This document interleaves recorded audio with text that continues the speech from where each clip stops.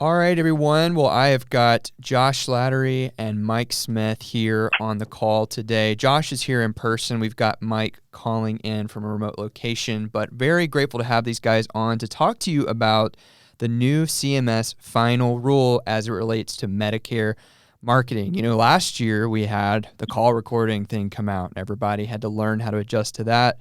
Well, now we have some new regulations and wanted to help you understand that. So I'm really going to turn this over more to these guys today to walk you through some key points, things that you need to know that are going to affect your business this coming AEP. So with that, guys, whoever wants to go first.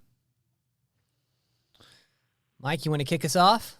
Yeah, I'll start by just kind of bringing this back up to speed. You know, about a couple of years ago, that's when this whole call recording started cooking up, and we were being agents and brokers being included in the definition of a TPMO, a third-party marketing organization. You know, and just 1 year ago, that was the big rage. Everyone was not sure exactly how this was going to be handled, and it was a lot to take in. You know, we all had to make adjustments. We also took on a lot of new expenses with call recordings and things of that nature. So there was a lot of echo, a lot of chatter from last year, just trying to get used to what was going to happen heading into the 2023 AEP. And about November of this last year, we were on a call with NABIP, the National Association of Benefits and Insurance Professionals, and we were having a conversation with the Medicare Advisory Group, and the new call letter came out with the proposed regulations, and someone asked, is this just a rehash? And I looked at it a second time and I said, no, I'm afraid these are all proposed regulations that will be in addition to what we've just digested. So this is coming right smack dab in the middle of the AEP last year. And it was quite shocking that we were going to have to go through what appeared to be 744 pages worth of proposed regulations. So we put together some comments and we submitted them to CMS back in February. And it was just last Wednesday or a week ago Wednesday, that the new proposed regulations became quote unquote final. And so Josh and I, we kind of Medicare geeks, and we wanted to hash things out a little bit. And so that's kind of what led to this podcast is just to try to say this is kind of 2.0 of additional regulations. And so we just want to try to lend some clarity to what's going on. Josh, anything to add to that? No, I think that breaks it down really well. I think at this stage in the year, unfortunately, these rules create a lot of anxiety for agents because it's subject to interpretation. And a lot of the carriers will spend the summer months dissecting these rules and forming a position. Meanwhile, agents really have to react based on the most, conservative way of complying, right? Assuming that these are going to be enforced to the highest level. So I think that's what creates so much question and confusion is there's a lot of different positions. But the nice thing is even if we look back to last year, as we get closer to AEP, everything starts to make sense and everyone sort of gets aligned on these topics. So I would just say have patience. We're going to go through today, what the biggest takeaways are from our lens and how we see it today. But I would just also caution anyone that, things can change and, there's a lot to unfold here in the next few months. So in your opinion, Josh, what would be the top 2 or 3 items that we should pound out right now? I think that clearly the most disruptive for both field and call center is going to be the scope of appointment, bringing back the 48-hour cooling off period. So I would say number one, we want to look at that. I also think that the way they're handling business reply cards, there's some clear direction on time frame and methodology around contacting those that have filled out a BRC or a scope of appointment. And then the last thing I would say, just in terms of top 3, is probably the disclaimers and just how there's some change in the disclaimers. But there's also, impact to educational events. There's impact to how marketers can advertise in certain service areas. There's limitations around the Medicare name and logo and Medicare card. So there's a lot in here to really unfold, but I think those would be my top 3. Well, let's go at down the list here with scope of appointment being the first. We're getting a lot of questions about that right now. They're bringing a 48-hour rule to the table. Exactly what does that mean? And then let's also use an example of if somebody just called you or walked into your office, they were referred to you, and how we would handle the new scope rules going forward. Yeah, absolutely. So I believe it was 2 years ago, CMS said that they were removing the 48-hour cooling off period. At the time, that really wasn't big news because, frankly, it hadn't been enforced at all. In fact, there was enrollment kits that included the scope of appointment right along with the enrollment form, basically alluding that you pull both of them out of the kit and fill them out at the same time. I think the carriers, when a complaint was received by the carrier CMS, an agent was asked to provide a copy of a signed scope of appointment. And the carriers were really at that point just making sure that a scope was in place. I had never encountered an agent that told me that they were disciplined by a carrier for not having it 48 hours in advance. So I think that was really just a minor change at that time. And frankly, it was unnecessary because I don't think there was really a reason for it. But now that more CTMs have come in, Medicare is really grappling, or CMS is grappling with how to handle all this. I think that the rule appears more rigid this time around. In fact, they've come out and said there's 2 exceptions. One is for beneficiary-initiated walk-ins and 4 days prior to a valid enrollment period. So if somebody walks in to your office or to a retail booth that you're staffing at a Walmart or a provider table that you have set up, those are beneficiary-initiated walk-ins. And then 4 days prior to a valid enrollment period, so the end of AEP, on December 3rd, no 48-hour cooling off period is needed. The end of OEP. You could also, the end of IEP. Well, how about, at the end of a SEP? Again, going back to interpretation, at any point you can really find a valid election period in a lot of cases, a move, or they're dual eligible. They've lost employer group coverage. Those are valid enrollment periods too. So I would assume at any valid enrollment period, 4 days prior, all bets are off. And that makes sense, right? Some people procrastinate and they need coverage right away. This rule isn't intended to harm the agent or the beneficiary. What isn't mentioned is inbound calls. And I think that is going to be the most disruptive element of this rule. If call centers now have to wait 48 hours from the time they receive an inbound call until the time they can actually speak about benefits, you can just imagine that really turns their business model upside down. And in fact, we've been at Medicare Con just last week, a lot of chatter about this. We are hearing that call centers are gearing up for this. So they're looking at, pre-qualifying the customer when they make that initial inbound call, getting their doctors, getting their formulary, and not presenting a plan for 48 hours, but having a way to keep text messages and emails in front of that client to remind them in 2 days, we can talk to you about your actual plan. So with that, I really thought this could be real. This really could impact inbound calls. And it's, again, going back to the same common denominator, which is every carrier is going to look at this differently. When the initial rule was published, I asked several carriers directly, how does this impact inbound calls? And I was told by 2 that inbound calls are not subject to the cooling off period. And I was told by 2 others that it was. So again, we're divided here already. But the fact that they said walk-ins are allowed, if I just look at that logically, in my mind, I would say there's no difference in an inbound call and a walk-in. So, again, I really don't have a position either way. I think that the carriers are going to figure this out and put these rules in place, but it is very ambiguous as we sit here today with the respective inbound calls.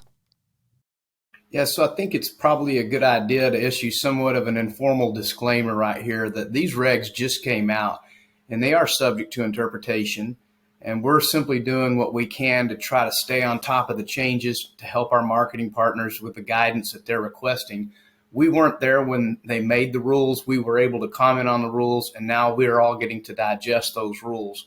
So yes, it's probably subject to interpretation, but would you say, in your opinion, that I think I heard you say it's going to, change the call center model, that this might be something that could be a check mark in favor of independent agents and not necessarily a check mark of favorability for call centers? I agree. I completely agree.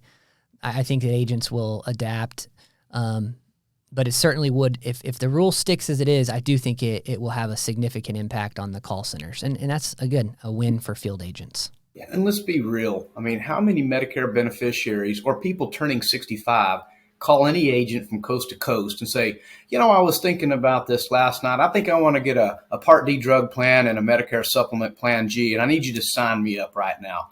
It doesn't happen that way. And in most cases, agents are going to have 2 or 3 conversations that may stretch over a period of days to weeks or even months as the education process sinks in.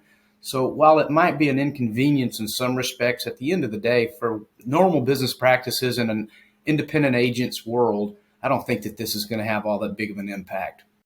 Yeah, you're exactly right. And when we look at the data, it shows that the CTM increases really came from the teledigital channel. Field-based channels are still performing very high when it comes to low CTMs, low compliance infractions overall. So for that would make perfect sense in my mind, that, and they've clearly put some thought into this and said, hey, there's some exclusions that pertain to field agents. Here they are. They didn't address call centers. And so I think they're allowing the carriers in that sense to say, well, if the call centers are a problem for you, well, here's your way to enforce it at a higher level. But we'll let you make that choice. I will say for field agents, one thing I'm really excited about is that our tool, Simply Enroll, this year will have a verbal scope of appointment. And that's going to allow agents to capture that scope of appointment in real time when they're on the phone with the prospect, and then have that discussion 48 hours later, or have that in-home appointment 48 hours later. So these rules are advancing a lot of the technology that we have in place today to make it easier to do business and to comply with these rules. Let's go to your number 2 on the list. I believe that was call recordings. And my understanding is that not all calls must be recorded, that really CMS is kind of whittling it down to specifically say things that are related to sales or enrollments. Any comments on that? No, other than I think that the main point here is that the call recordings are here to stay. They're clarifying now, as you mentioned, that it needs to be done in both the lead and enrollment process. So I think that, any kind of virtual connection, video conferencing, any kind of telepresence method is also mentioned in that rule this time around. So they're getting very clear that they want everything recorded. And again, that just goes back to the point of, whether you use Ring Central or Simply Enroll, or you have Intulse and you're integrated with your CRM, every agent needs to be able to record calls. And we have a couple solutions, that we provide.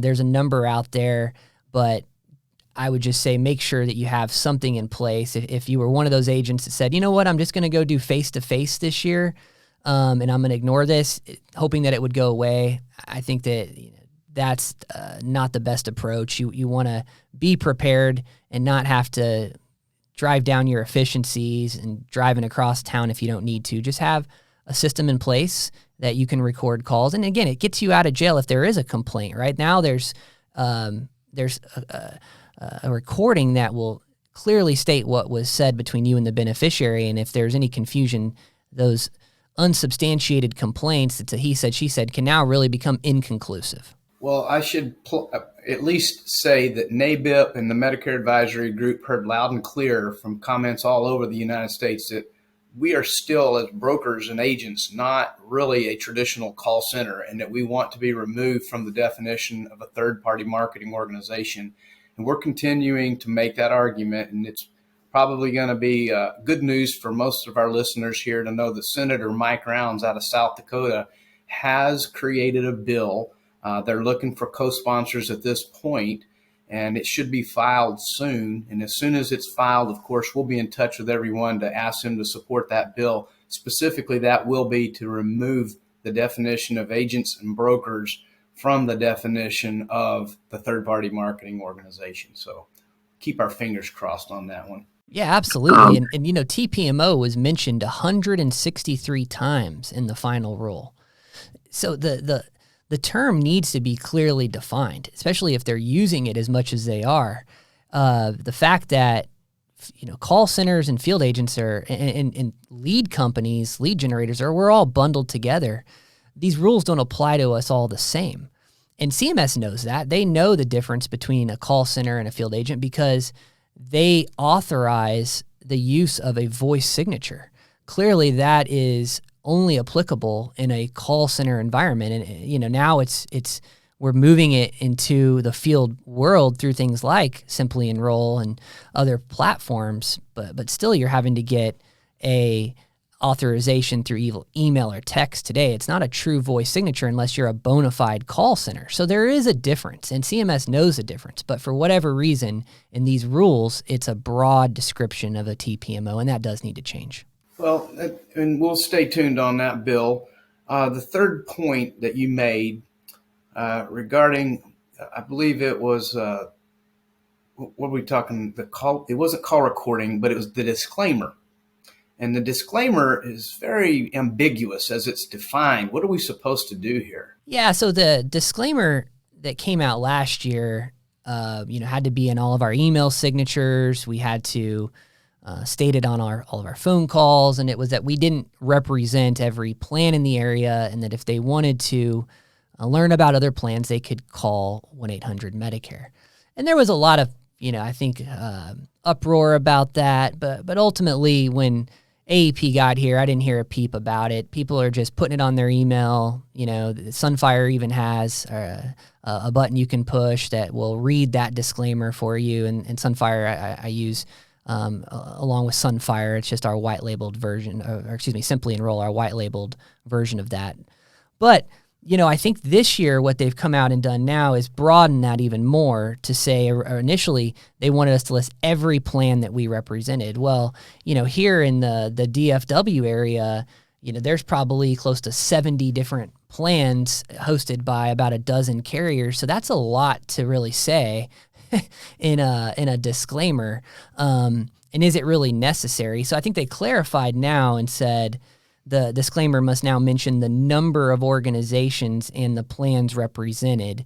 So you can quickly say, I don't represent every plan in the area, but I do represent 25 different plans that are held by 5 different MA organizations. In marketing materials, the final rule does suggest that all MA sponsors they represent must be stated. So again, I think that there's still some ambiguity around this topic as well. The carriers will likely be coming out and giving us very clear definition on the disclaimers. So and also in our Sunfire Simply Enroll tool, we'll also have that verbal disclaimer available come AEP.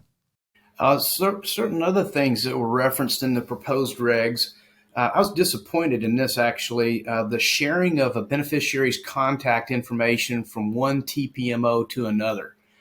We were understanding that if I call into the 1-800 number, that my information is going to remain with that one source. But instead, this opens the door to lead aggregators abusing the system again. Any comment on that?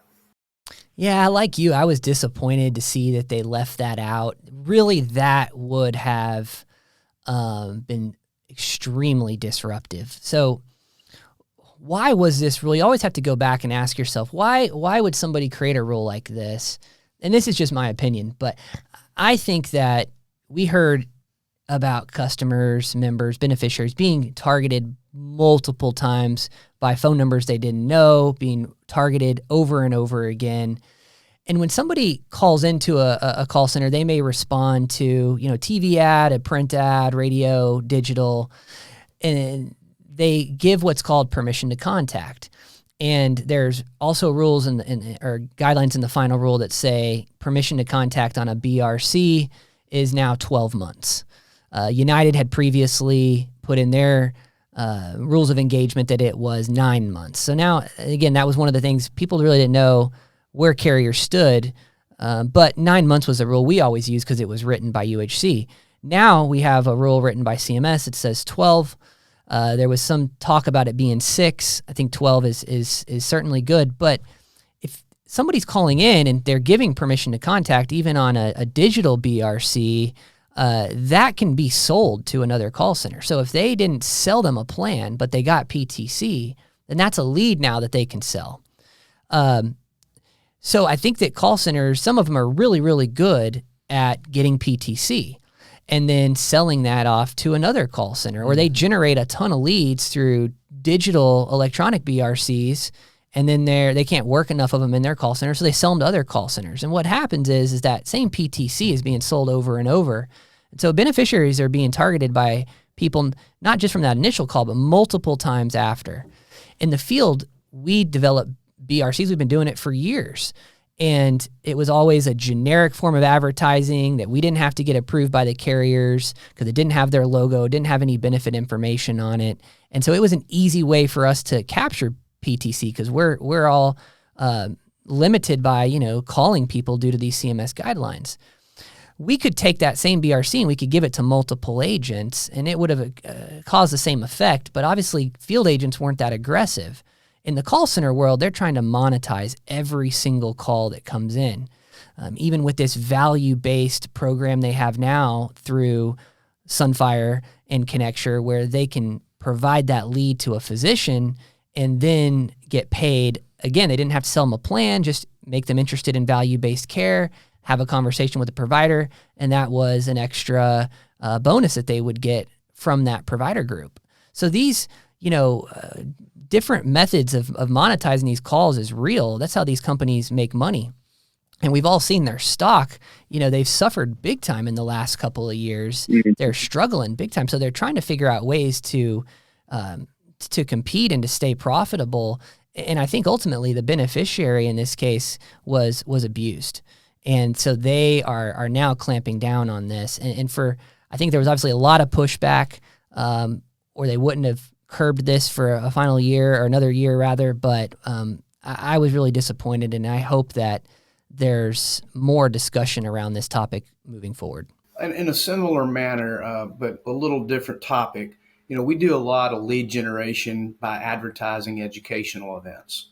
And they're not necessarily BRCs, but rather an open invitation that if somebody wants to go down to the library on Saturday morning at 10 o'clock to attend a Medicare 101 and get education, that's a very popular and really quite legitimate way to solidify yourself as an expert in the field and encourage people to do business. However, in these proposed regs, the new sort of final regs, they're requiring a 12-hour cooling off period after an educational event. What's your take on that? For me, it's no big deal, really. I think that our intention at educational events has always just been to get a lead card, be able to schedule a subsequent appointment, be that advisor that explains Medicare, set yourself up as a local expert. Generally, I don't think agents were trying to meet with somebody immediately after in that same venue to take an enrollment. Not to say people weren't, hey, I'm liking what you're saying. I want to talk about plan information. I kind of waited till the last minute. Yeah, does that happen? Sure. But at that time, you could also say, well, I can't meet with you here, but I can meet with you at the coffee shop next door, or I can meet with you, at your home. It just specifically states that a sales event cannot occur within 12 hours of an educational event at the same location. So I think that's the critical component. Same location. Mm-hmm. It kind of goes back to like the 48-hour scope where a person calls in. They're not necessarily calling in to sign up right then and there. They're beginning the process, and the educational events should be still a legitimate way for agents to market themselves. So it doesn't really concern me too much. And again, all these regulations are really a response from CMS that they're reacting to the types of complaints to Medicare that they're getting. And they're just simply trying to put some guardrails on it to minimize some of those complaints. In a similar manner, though, people, when they market themselves, they've been using the word Medicare or the logo of Medicare. And now they're going to start placing some discrete limits around the use of the word Medicare, so that it doesn't appear that the person's representing Medicare, but that might cause some disruption. A lot of people use the word Medicare in their website or on their business card. How do you think this is going to impact us? Let me make one more final comment on the last topic real quick, and that just was that scope of appointments are no longer allowed at educational events, but lead cards are. So there is a difference, right? A scope of appointment sets that 48-hour cooling off period, talks about the plans you're going to discuss, but lead cards, getting their contact information is still allowed. So I just wanted to clarify that. Yeah, so moving on to the use of the Medicare name, logo, ID card was also referenced. I think that Florida really led the charge on this, and we've already been dealing with it with some of our agencies there, where they would not allow the word Medicare to be in your agency name. And it wasn't a matter of just creating a DBA. You had to actually change the name of your business. And that can be very costly and time consuming. So a lot of, agents and agencies were scrambling to, if they were non-resident in multiple states, they're having to work with our contracting team and, file all new contracts in multiple states, changing out their tax ID number and things of that nature. So it's very disruptive. I've had several conversations with some of our partners that use the word Medicare in their name. They're already looking to rebrand. And so I think that while, again, there's some more ambiguity in this, what does discrete use mean? How is a carrier going to define discrete use? So in my mind, it's not representing yourself as Medicare, right? That's why the guideline is in place.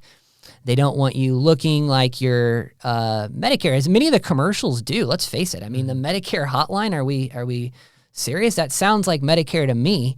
And so I think, again, going back to why was this rule created, I think there's a lot. If you're a regulator and you're looking at these commercials, you're saying these guys are trying to make themselves look like they're from Medicare.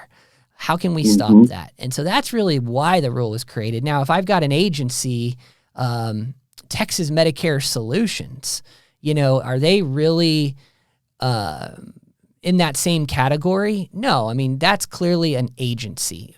We need to, as marketers, we need to be able to provide a description of what it is we do. We offer Medicare products.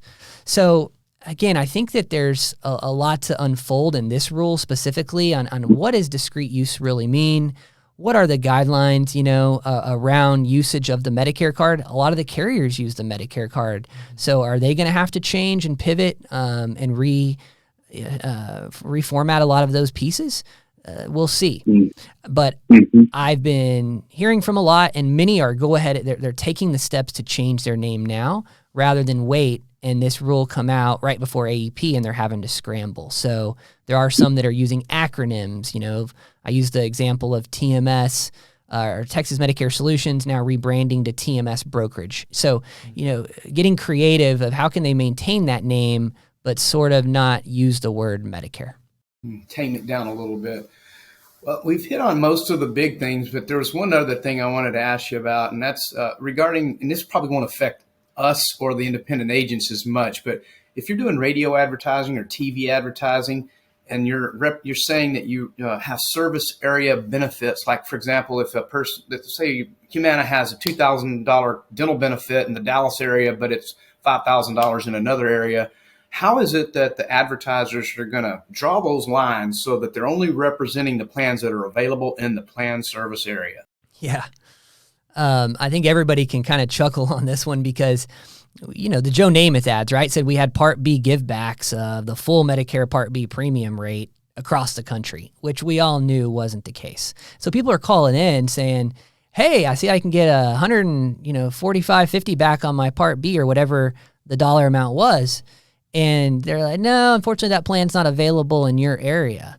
So again, I think this is in direct response to TV ads, but also, includes other forms of advertising too that just draws somebody in on a bait and switch. If that benefit isn't available in that area, why are you advertising it? Now, again, they do put a caveat there, which says the exception would be if it's unavoidable because the local or regional media that covers that service area extends out beyond the Medicare service area. So an example here in the Dallas-Fort Worth area could be, the main 7 counties here include a certain benefit, a Part B give back, for example. But if you get out into East and West Texas, where a lot of these networks broadcast to, that may not be available. So that's a scenario I can understand. But do they play it to their advantage? I mean, if you're then maybe working with a media company that's only national, are you all of a sudden excluded from that? So it'd be interesting to see how this all really plays out, and will we see those same ads? Because we all know when we see them, hey, that's not available here. But will there be ways to kind of skirt around it? Right. Well, I have one last final comment, and then I'll pitch it back to you for a wrap up. I think the best thing we can do as a marketing organization is to try and do what we can to do the right thing, to lead our distribution in the right manner, with the idea that if you do the right thing by the beneficiary, if your intentions are true and real to help them, to improve their situation, that you shouldn't worry. Obviously, you need to pay attention to the guidelines, but the bottom line is, do right by the customer and you should be okay. Any final thoughts? Yeah, I completely agree. I think don't panic. When you see these rules and you look at it as being disruptive, know that there's going to be solutions. We're keeping a close eye on this as we go through the summer months. We attend all the major carrier conferences, and these are going to be big topics of conversation, and we'll keep you up to date with anything that changes. But I would just say that, yeah, to your point, do what's right for the customer. That's really what CMS is aiming to do here. And I think there's some bad actors out there, and my hope is that these rules will weed some of them out and just make it a healthier industry overall. Well, always insightful to have good conversations with my Medicare geek buddies, and you're top of the list there. So thanks for your comments, Josh. I appreciate it. Yeah, thank you. All right. Well, I want to say thank you again to Mike and Josh for bringing this information. If you guys are listening on one of the podcast platforms or YouTube, just know we're going to have a recap of all this information. It will be on our website. So you'll go to thebrokerageinc.com/final rule, all one word, thebrokerageinc.com/final rule. These guys have put together a great set of notes and takeaways. So we're going to put that on our blog as well. So thank you so much for listening.